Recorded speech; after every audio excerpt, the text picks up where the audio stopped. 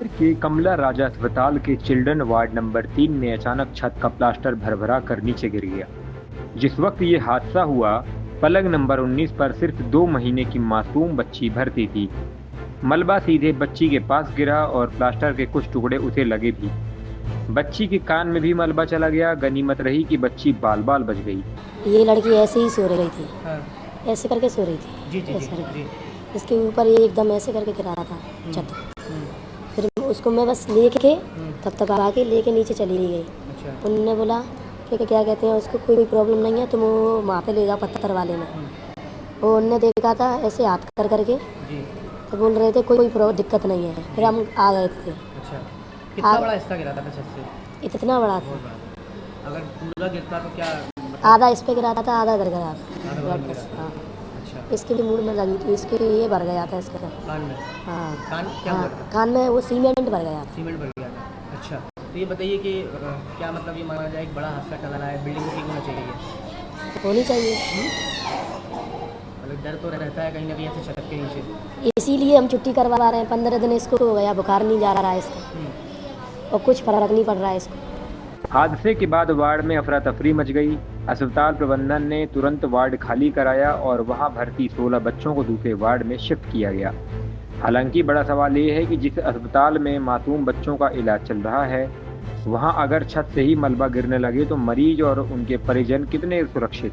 जैसे बारिश का टाइम चल रहा है, इसका पुराना हॉस्पिटल है, मतलब कोई वो नहीं है कि मतलब हॉस्पिटल की तरीक़ा से हो।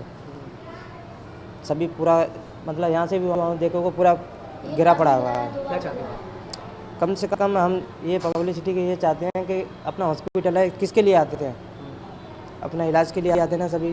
तो किसी की हादसा हो जाए, इससे बड़ा भी हादसा हो सकता है कि नहीं हो सकता है इसमें? जब ऐसा तो कम से कम स्वच्छ तो रहे अपना।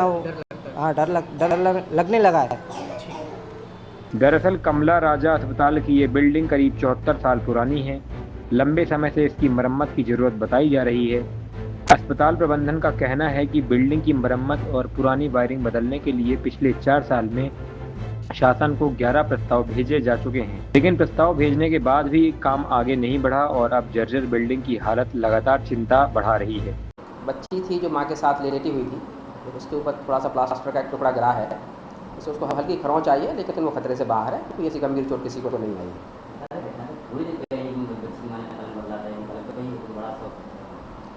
निश्चित रूप से अगर ईश्वर की बड़ी कृपा रही कि मतलब उसने पलंग चेंज कर दिया, उसको पता नहीं क्या आभास हुआ, लेकिन चूंकि अब सीलन है, अगर अब बच्ची वहाँ पर होती तो हो सकता है कि उसको ज़्यादा चोट आ जाती, गंभीर चोट आ जाती, ऐसा हो सकता था।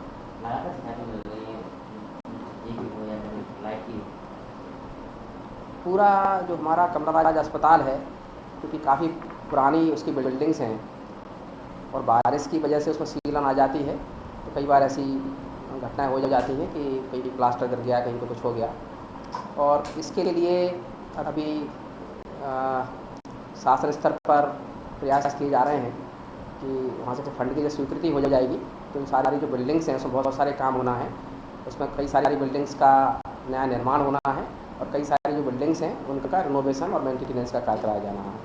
साल 2024 से अब तक कमला राजा अस्पताल में इस तरह के 8 हादसे हो चुके हैं।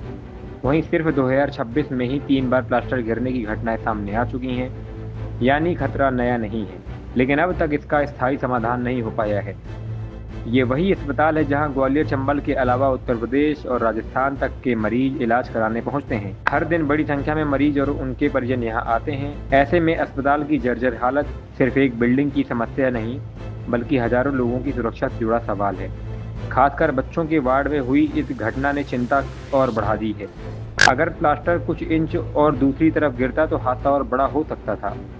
फिलहाल बच्चों को दूसरे वार्ड में शिफ्ट कर दिया गया है और बच्ची भी सुरक्षित है, लेकिन सवाल अब भी वही है, 74 साल पुरानी इस बिल्डिंग की मरम्मत आखिर कब होगी?